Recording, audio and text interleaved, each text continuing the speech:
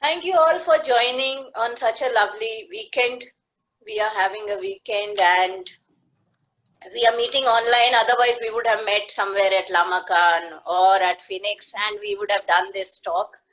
But I believe leadership is the ability to make the change you want to see in your surrounding or future. And a leader is one who has patience and perseverance and who is selfless and leads the way by becoming a trendsetter. So we are joined here with three fabulous leaders who are doing their own thing and they are becoming a trendsetter in their own way. So welcome Charu. Charu is the founder of Woodbox, which is a company that produces products which is a sustainable alternatives to daily use products and eco-friendly too. We have Angel Vinod, who wants to pursue masters in development studies at Azim Premji University. She works in the areas of art, education, environment, and gender, and is an active participant of Fridays for Future. Last, we have Shreya with us, who is the founder of NRB, Nations Rock Beat, a creative house in Hyderabad, and it is a platform where creative artists are given a chance to explore their potential. So without wasting any time, I would like to start with Shreya. Shreya, the lockdown, first of all, how is the lockdown treating you? And what ideas have sprung up? This is a common question to all three of you. How has the lockdowns, has it given you new ideas to expand your business? Yeah, I am being honest. The lockdown has been really helpful for us because it helped us to kind of see the business going in the online field also. Because before lockdown, we would not have explored this medium so much. But since these circumstances, we were forced to go there, and I think because we were forced to go there, we were able to create new opportunities and probably even explore and innovate few of the technology stuff to be able to create more opportunities for our artists. So I think it has been pretty amazing for us, and also in terms of our like organizing team, it has been really nice. We have been able to get some time to take a step back and you know put everything in place together. Charu, how has it been for you?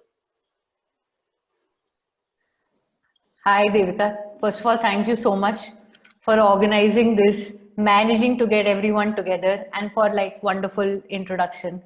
Thanks a lot. Regarding the lockdown, I think I do agree with Shreya.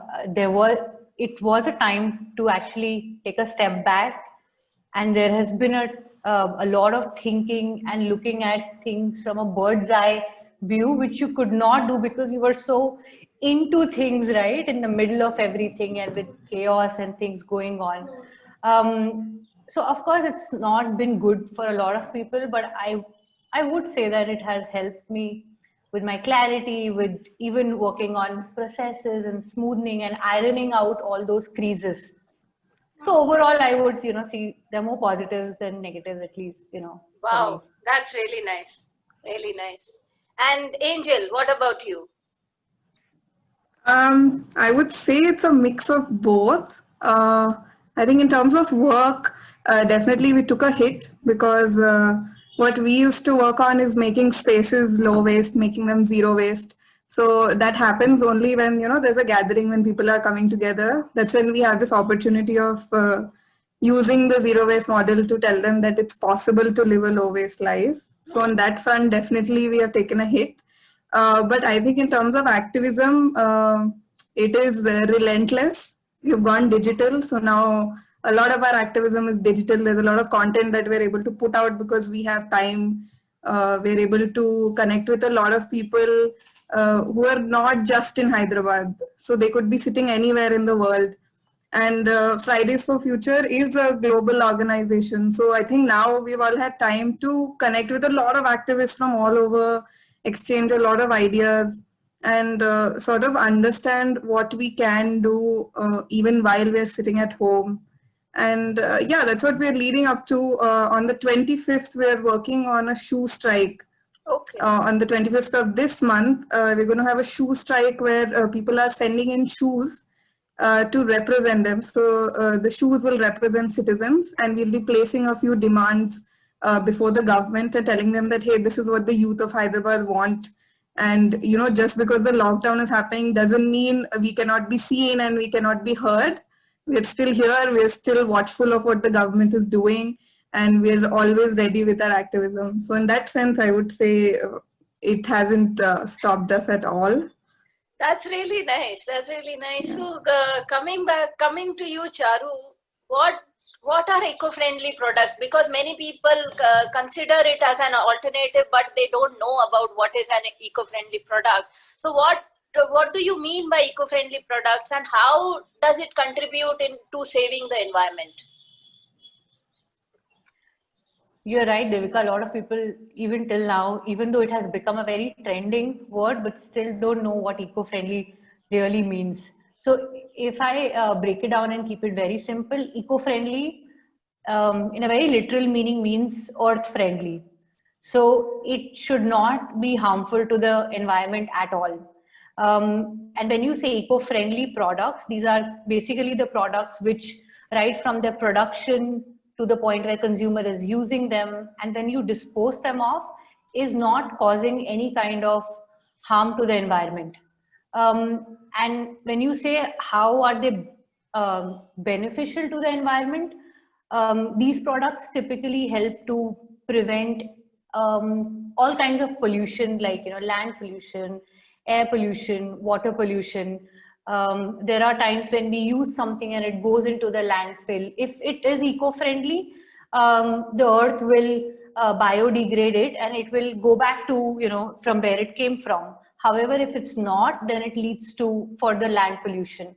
Similarly, if let's say we are using so many products, and if their ingredients are not eco-friendly, then they'll end up going in the water, in the land, in the ocean, and then it'll harm the marine life. So if you're using something which is an eco-friendly alternative to it, then even if it goes back into the system, it will not damage it. And I always tell people that we are not here to save the planet. I am not even telling people to support to save the planet, because there's no point. All of us know that it has survived so much. It has survived mass extinctions and whatnot. But environment and planet is something that we need to be able to survive and thrive in.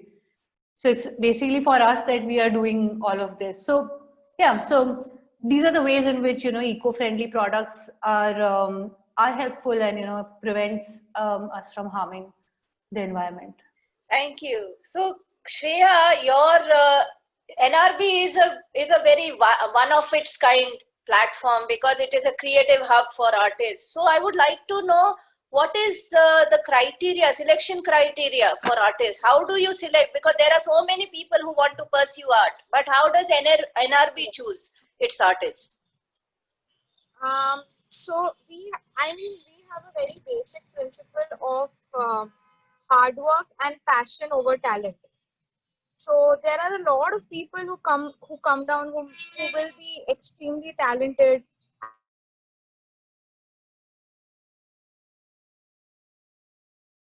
As a climate activist, I think we follow the same things, which is that once you join the movement, it's not solved the next day. It's going to go on for a very. So you repeat your answer, please. So I was just saying, I think it caught pretty much all of it. So I was just saying that the selection criteria is more of someone who is really passionate and hardworking, and also the process. Because when you're working with someone who is aspiring and who is ready, who has come here to learn, so it's not only that person who is learning, but we on the other hand also learn, because we see his growth. So we learn as to how a person is learning. So I think that process makes it very special for us, and I think that's the gist of how we select. Thank you. So, Angel, what are the issues that your group, Fridays for Future, addresses? Right. So Fridays for Future is a non-partisan group of young adults and students largely. So it's a student movement that happens all over the world. And while we come under the umbrella of Fridays for Future, every city has an independent chapter. And it's up to the chapter what ways they want to adopt to mitigate climate change. So at Fridays for Future Hyderabad, so the main mode of our activism, since it is young people who cannot vote, they choose to strike and make their voice heard. So for the last few years, we've been striking. Every year we have something called the Global Climate Strike, where on the same day all over the world, there are young people skipping school and striking, demanding their government to take climate action. So that's what we do at Fridays for Future Hyderabad. We've been striking for quite a while, and we've noticed that, there's no response from the government. They're still not taking this seriously. I don't know if you guys have seen, just yesterday, there were pictures of an orange sky in California because of the fires, right? That's a really scary thing to look at. And we want the governments to realize this. We want our elected, representatives to realize that this is happening today. So what's going to happen when people who are younger than us become our age is far worse.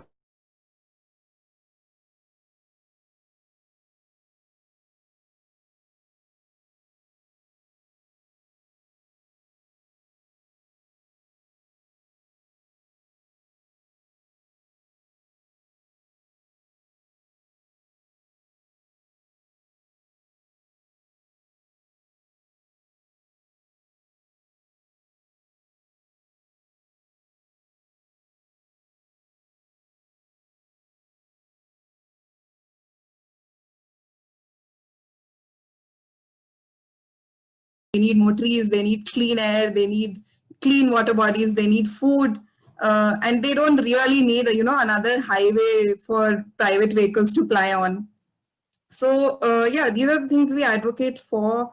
We also teach composting. So we decided that since we participate in activism, we also want to start doing more concrete things where we're able to teach young children and novices how to do very simple things where they can be sustainable.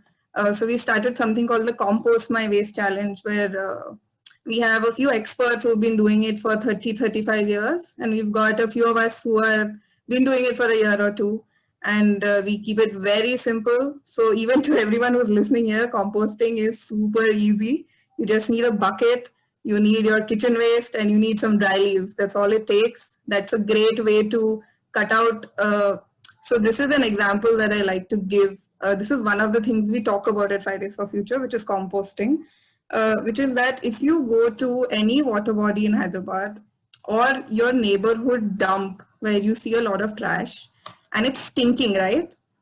And if you're wondering why it's stinking, it's because of organic waste. It's the waste that is coming from your kitchen. That is the only reason it's stinking. If it was dry waste, it would just be plastic. It would never stink.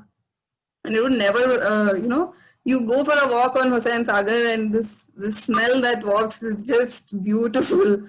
So this is because of organic waste. And the good thing about organic waste is if you just take it out of this waste cycle, it will just go back into the ground. And the only thing it's going to do to your plants and to the ground is give it nutrients. So once you're closing that loop, it's just win-win. It's a win for you. You're reducing your carbon footprint.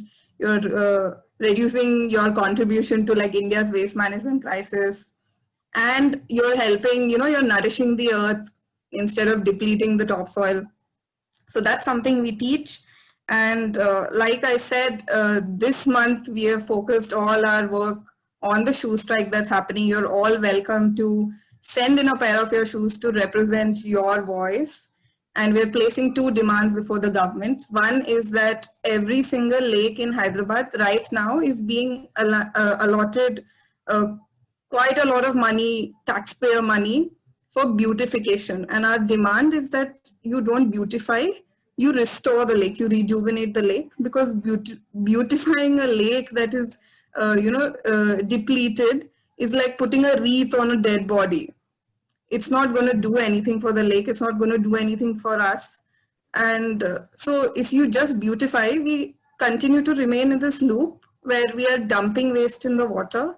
That water is where you have marine bodies. You consume seafood, you consume, this water is taken for plantation to grow your foods. So essentially, all of this toxic chemical and everything that is leaching into the water is entering your food system, it's entering your bodies. So there is no use of beautification. We're looking for a total rejuvenation by 2022. And our second demand is that the government conserve all forests, because Telangana has one of the lowest green covers in the country. And it has in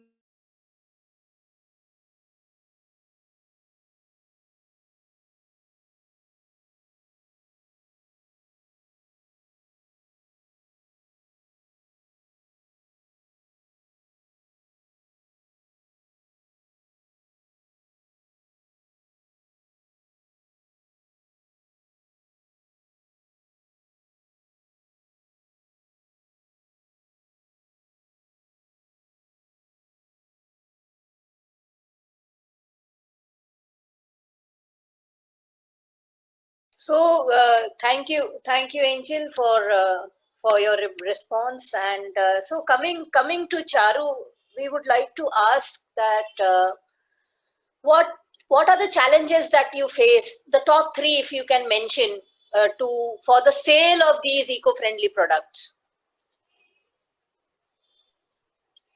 So as Angel is mentioning that it takes time for people to understand things like climate change, or things like what's happening in the ecosystem, anything happening beyond their house boundaries, whatever is happening, it takes time for them to understand it. So I think the biggest challenge was the awareness. I mean, there are people and like Fridays for Future, and there are other very many organizations and groups which are doing wonderful work, but still the level of awareness even today is not as much. And when we started it 3.5 years ago, I mean, then it was like even lesser. So that was the biggest challenge, because people didn't know how and a sustainable alternative will benefit them or anything else around them. So that was the biggest. Second, the production of these kind of products, sourcing the raw material, the ingredients used to make it, storing the inventory, because in comparison to regular products, the shelf life is lesser. You need to take more precautions of how do you preserve them.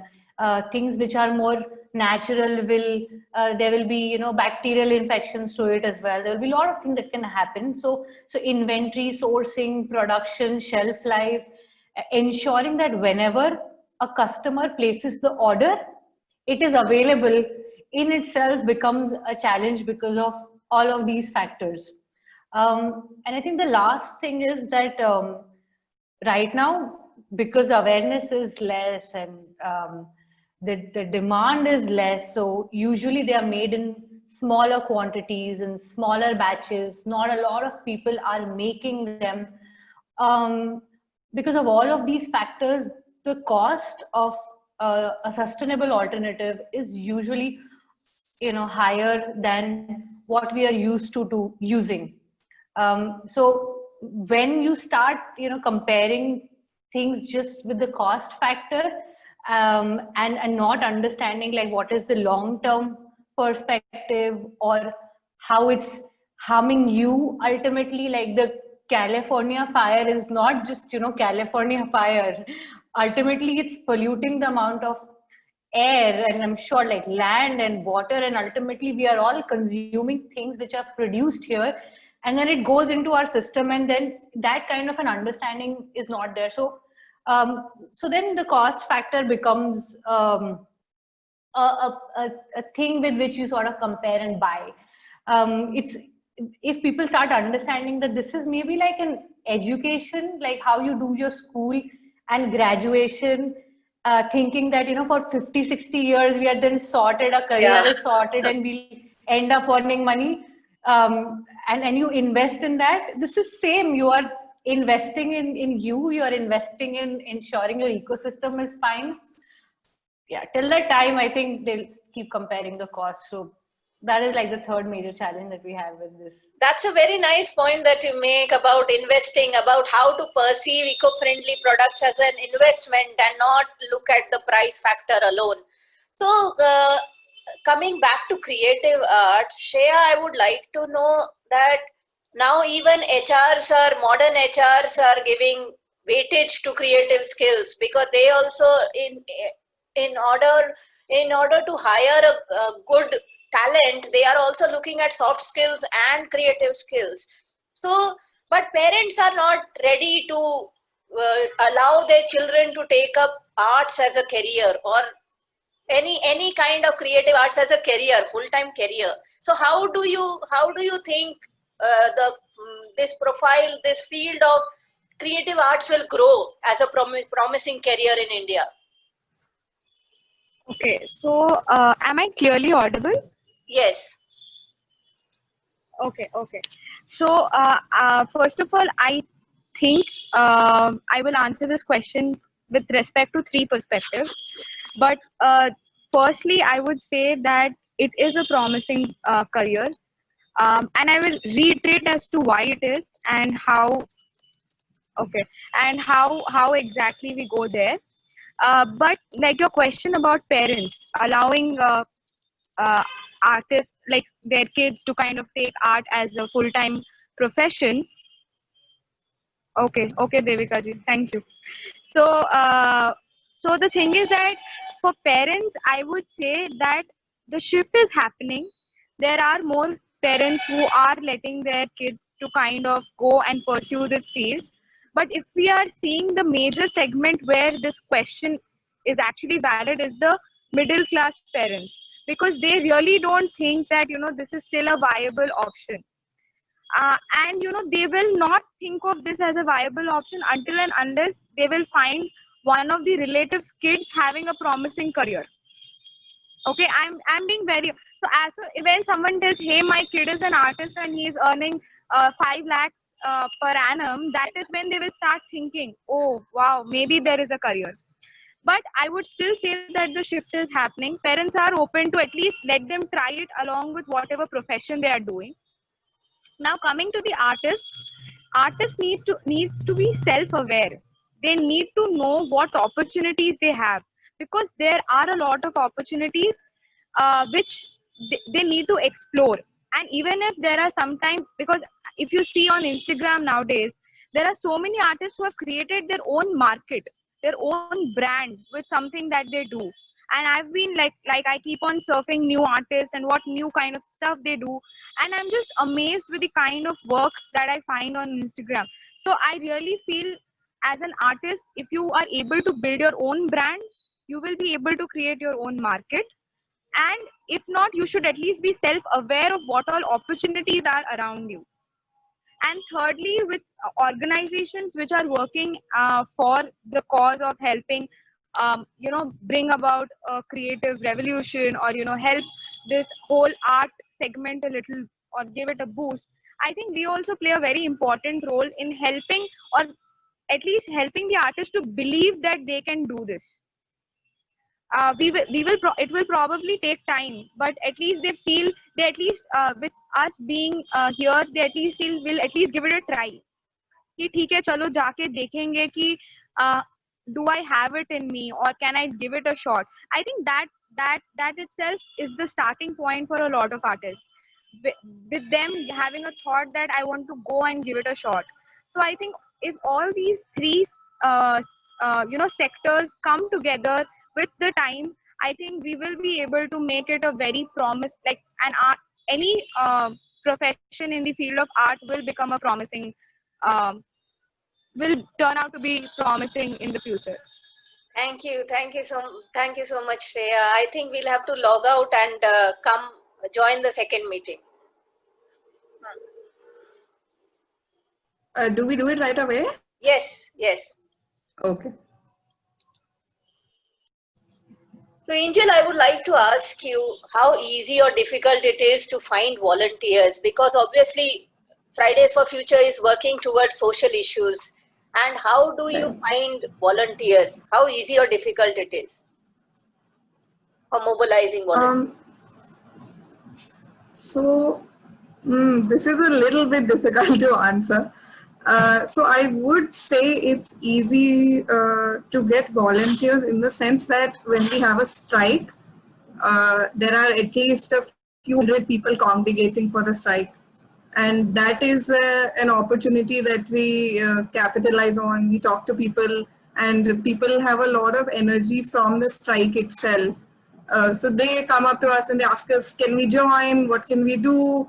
I want to participate. And since it's a lot of young people leading the strike, there is no barrier between the youth who are attending and the ones who are organizing, because if it was older folks, they would hesitate a little, or they might feel like there is a hierarchy in place. But since it is youth, it becomes like an open platform. So, and that is one of the ideals of Fridays for Future also, is that it is completely democratic. There is no hierarchy. I mean, I've been in Fridays for Future for a while now, since it began in Hyderabad, and a volunteer joining today is going to share the same space as me. So in that sense, it is a completely open group where, people tell us we want to join and they're added to the group and they're welcome to participate in the activism. So in that sense, it's very easy to mobilize. Where it becomes tougher is when we're working on something very specific that's going to take a longer time. That's when the volunteers sort of whittle down to a very small group who are going to show up consistently. So that becomes the difference between mobilizing and organizing. So for a strike, for a protest, for activism, for that, it's very quick to mobilize. We can get 300-400 people at the protest site. Whereas when you're organizing something and you're planning something out for a longer, when you're planning it out, that's when we have a smaller group of volunteers. But I would say two things about Hyderabad. So I've been in Hyderabad for a while, I think 2-3 years now only. And I would say Hyderabad is a very laid back city. Everyone's, quite pretty relaxed in their outlook. And I think last year, we were making some demands of the government. And then right around the time of elections, when we saw the voter turnout in the newspaper, which was, I think, less than 40% or something. So we said, they're not turning out to vote. How will we convince them to talk about climate change? So in that sense, I think Hyderabad is quite laid back. But there are brilliant students in, I think, every school we go to, we find brilliant students. There are a lot of schools whose students either participate in the strike, or we have parent strikers and teachers who are striking. So they come and they pull in the kids who are interested. So definitely think there are a lot more strikers who can join. But the general tone of Hyderabad is pretty relaxed.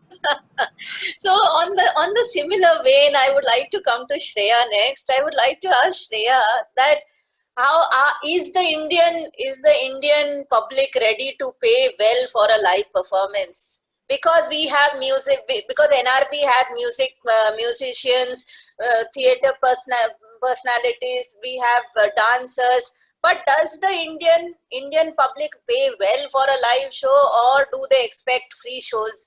And how do you decide the compensation value for NRB artists? Okay, so basically, Indian ideology or mentality is very simple. अगर आप famous हो, अगर आप YouTube पे हो, अगर आप Spotify artist हो, we will pay any amount to come and visit you, see you perform live, and that is why you would. So the art, like the Indian public is ready to invest. So they do like good comedy, they do like good music, and that is why you would see why an Arijit Singh concert gets sold out in the way it does, right? But the problem or the question here is more about them coming out and supporting aspiring artists, right? And so I kind of understand. So now if I'm speaking from the audience perspective, if I was to go and visit a show, even I would prefer an Arijit Singh concert over a local band that I'm not aware of. But the thing we can request, or we can probably ask the audience to do, is, suppose if you have a budget of going to an spending $1,000 for your some entertainment gig that you want to go, so probably take an 800 ticket to go and watch a famous guy, and the remaining 200 put it on an aspiring artist. Because you cannot ask them to, hey, stop going to all the nice and amazing people and come and watch the aspiring artists, right? But so if people build this mentality that, hey, I will go to all these nice people, but I'll at least some percentage of it, I will also go and watch the new people. I think that way we will be able to bring out a change in the kind of support that comes out for the people who are starting new. And the second thing is that for the artists who are performing or who are looking for compensation, at the beginning it's going to be very hard, because no one recognizes your work and everything. But now with digital media, it's easier to kind of get recognition, and a lot of people now get paid because of Instagram, and they used to get paid because of TikTok, Reels, and all that stuff.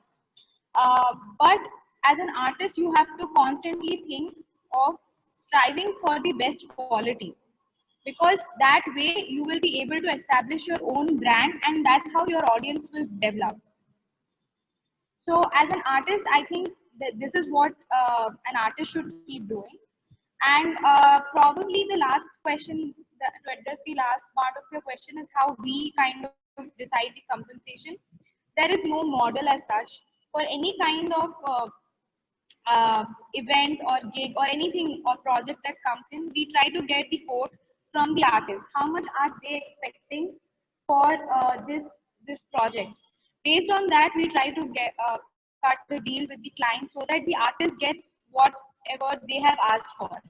So I think that's how our compensation model works.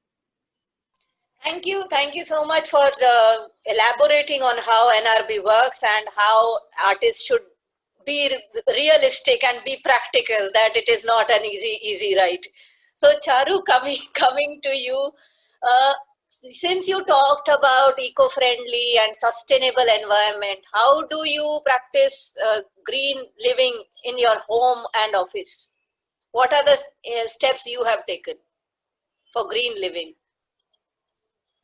So first of all, honestly speaking, Devika, initially I thought it is difficult, and I didn't know I could even do it, because it seemed like a mammoth task. I mean, it just is very difficult, and I understand why so many people are not able to take that first step, because it seems a big thing, something you cannot do, like climbing a Mount Everest.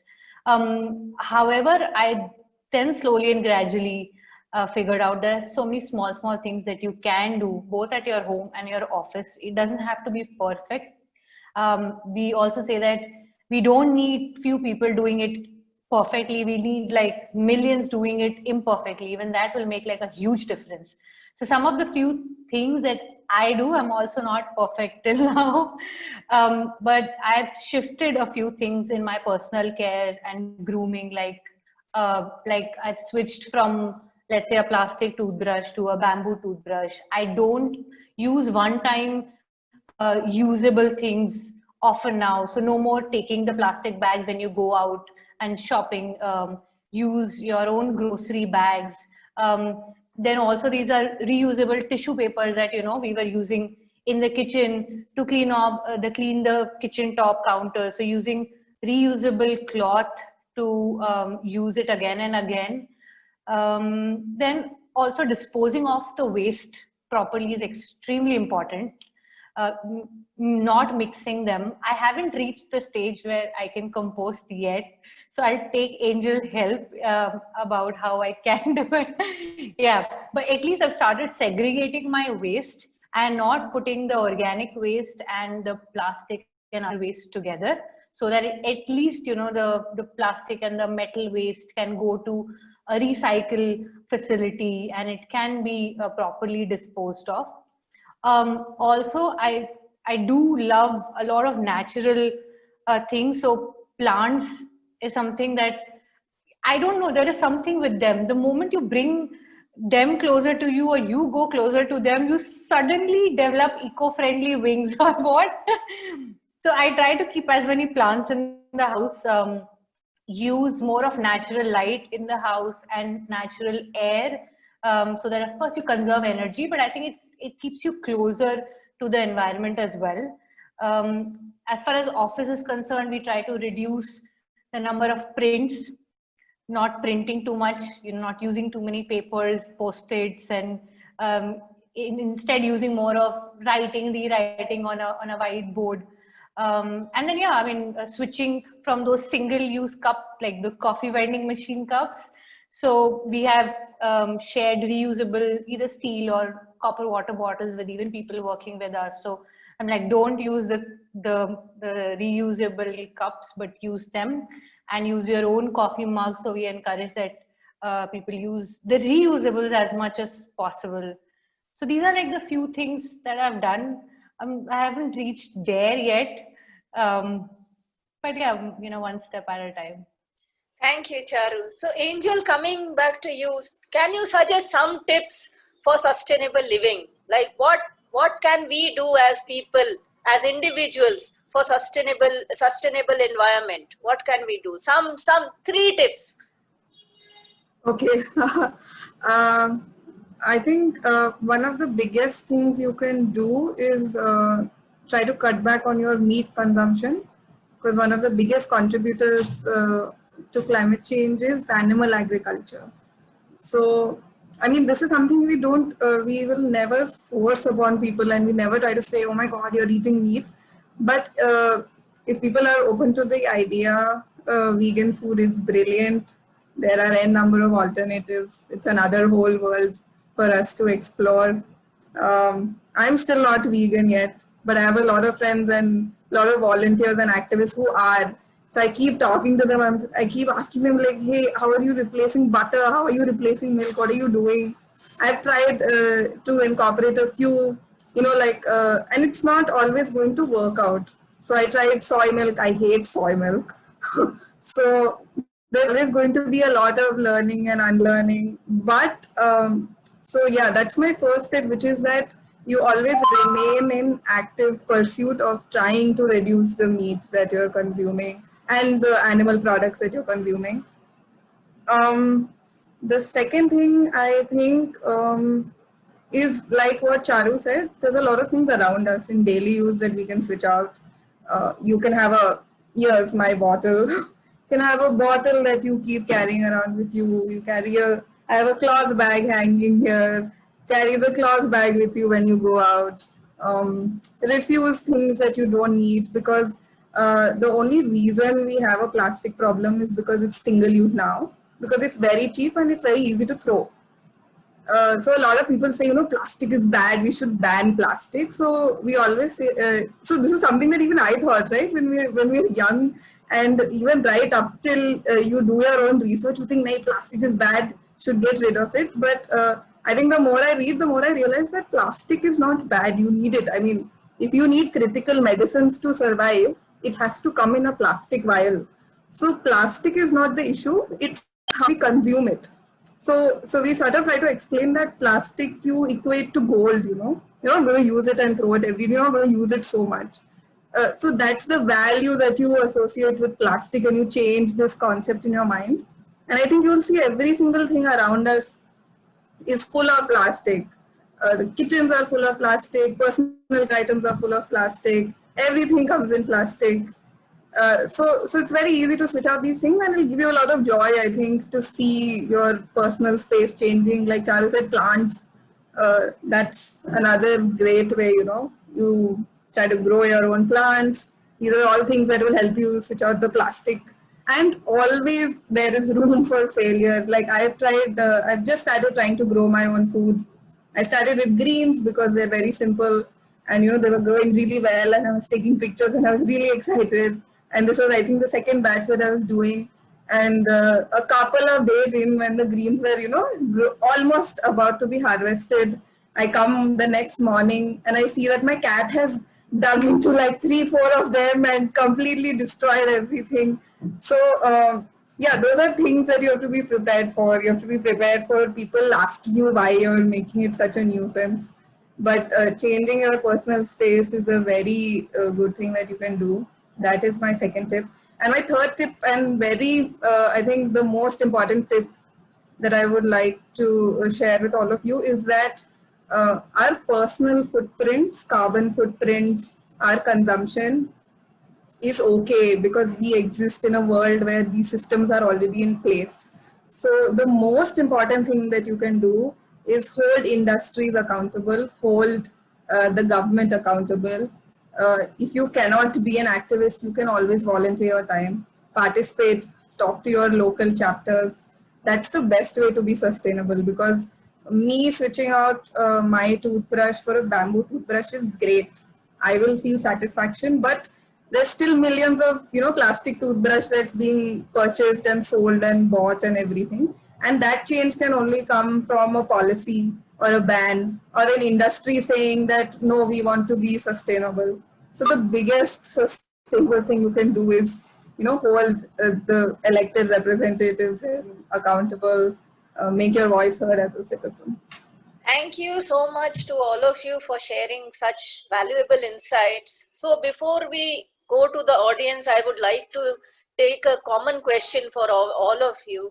First of all, what do you, each of you will be given 2 minutes to answer this. Time karke 2 minutes. So where do you see your organization in the next 2 years? What is your plan?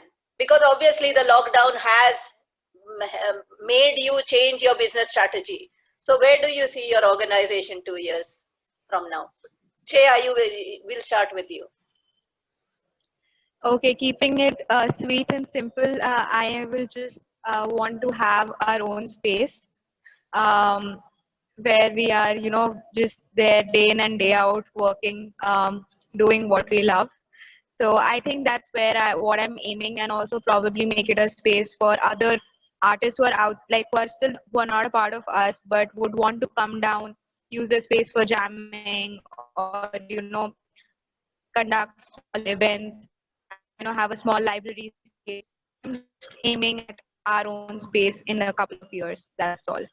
That's wonderful. That's wonderful. I hope it will be a massive hit if there is a place for NRB, because then all artists will be in one place. Then I don't think we require any venue to perform. Yes. We'll entertain ourselves. Exactly. I'm trying to cut down our budget so that we don't have to pay others. Yeah, Charu, what about you? What about Woodbox? So, Woodbox started with digital, but in next 2 years, we would want to take it offline to a store as well, because there are people who want to touch and feel and see and buy it that way. So that is one. And also we see a lot of emerging brands who are coming up with sustainable products. We need many, many more such brands. So we also plan to establish a program where we devise a step-by-step guidance program for these brands to become successful and to grow and help with their promotion and everything, basically helping other brands grow. If we can to plan out something which does that. Yeah, so these are like the two major things. That's wonderful. I would really like to visit Woodbox once it goes offline. Definitely, I will. I'm going to invite you. I'm going to be one of the first few people who come there. Thank you. So, Angel, what about you? Where do you see Fridays for Future? In 2 years, I'm hoping we are an even bigger chapter than we are now in Hyderabad, and I am hoping that in the next 2 years, we're able to make uh, direct interactions with our elected representatives and ask them to host a town hall where citizens are welcome to interact with them and ask questions. That's wonderful. That's wonderful. So, audience members, we have Arun sir, and we have Krishna with us. So, if you have any questions for the panelists, you may ask. Okay. May I go? Yes, Arun sir, please ask. Yeah. This is for everyone. You may. We can't hear you. Can you increase the volume? We can't hear you. Okay. Sorry.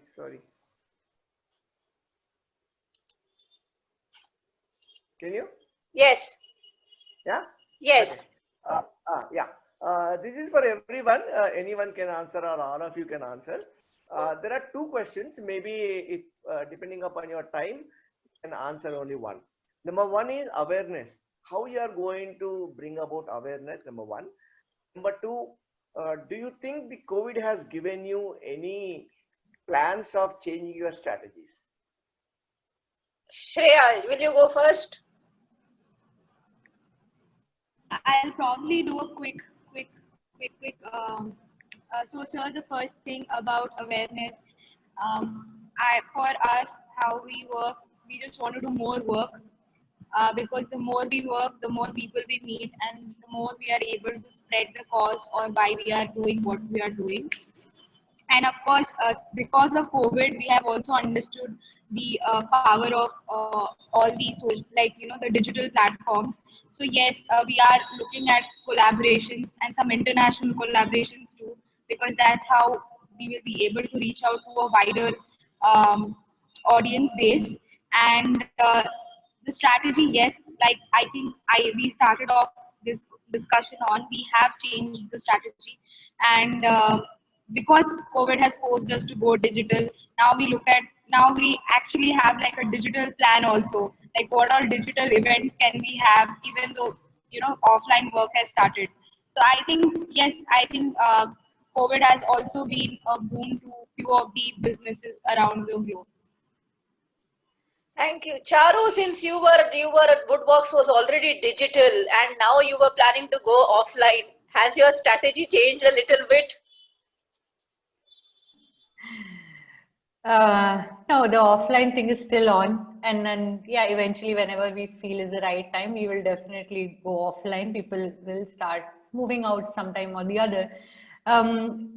But yeah, so how do we intend to increase the awareness? We were already digital and using social media platforms to spread awareness and educate people about it. However, now I think since the COVID, it has also internally hit us that we need to be louder and we need to be more aggressive in educating everyone, because it can't work without it. There's like a sort of like we have to do it now. So now we are creating more content with like double triple the speed, creating more value-based content, asking people questions, what they would want, what are their doubts, what are their questions, and then creating content about that. Post-COVID, actually for us, it has been beneficial because there has been there were people who were sitting on the edge in terms of sustainability and environmental consciousness, and those people who are sitting on edge have actually come to this side. So we see a bigger adaptability, and people are more accepting. People are taking more conscious decisions about whatever choices they are making. So overall, I think it has helped us. It has given us more motivation and more push that whatever you're doing is right, and keep doing it with a faster speed, because what you are dealing with, you don't want another kind of a situation where it's environment against us in any way. So yeah, it has helped us and it has encouraged us, and we are in a good space. And no, Devika, no change of those kind of plans for Thank offline. you, thank you. And Angel, what response have you got from online campaigns in this period? Right. So to address your first point, which is how to build awareness, how to increase it. I think one of the best ways for awareness to happen in its truest sense is to have concepts about, sustainability, about seeing art as a serious form of, expression and as a profession, is to integrate it into your education system. There's no better way. Because the other subjects that are taking prominence now is only because we study it and we've been told to understand that these are very important things in the world. Whereas, even these things are very important. Art is very emotional, it's very powerful, it's very communicative. We all need it to survive. You also need the planet to survive. So these things also should be taught. And the other way would be the decentralized way, which is what we try to do, which is we find people in different communities and in different professions. And those are people who take an personal interest in the topic of sustainability or climate change. And we give them this information and we tell them, hey, go strike up a conversation with somebody and do it at your own pace. Maybe over a span of 6 months, you talk to 10 people in your community and you'll see some shift. Maybe they'll start with their first bamboo toothbrush, but it'll be something. And that's what you can do as an individual. So that is what I think we can do for awareness. For strategy, I think, again, since everything is online, it becomes very decentralized. We have a lot of small meetings like this where we are interacting with people. But because we're having it online, we can meet anybody from anywhere in the world. So the wealth of information that we're getting is very different. And the second thing is, like I said, before we were striking in person on the streets, there were young people with, slogans and cardboard signs where they're putting their demands to the government. And that is something I think we have all seen, and we have done so much that we have gotten fed up of this. Like, we've been doing it for 2 years and we say that nothing is happening. So now that we are forced to remain at home, we are doing a shoe strike. So that is going to be something completely different. So what I mean to say is that there is always room to find ways and to evolve and to express yourself, no matter what the business is. So we're doing a shoe strike. That's going to be something novel for Hyderabad to see. And we're hoping to capitalize on that novelty to put our message across.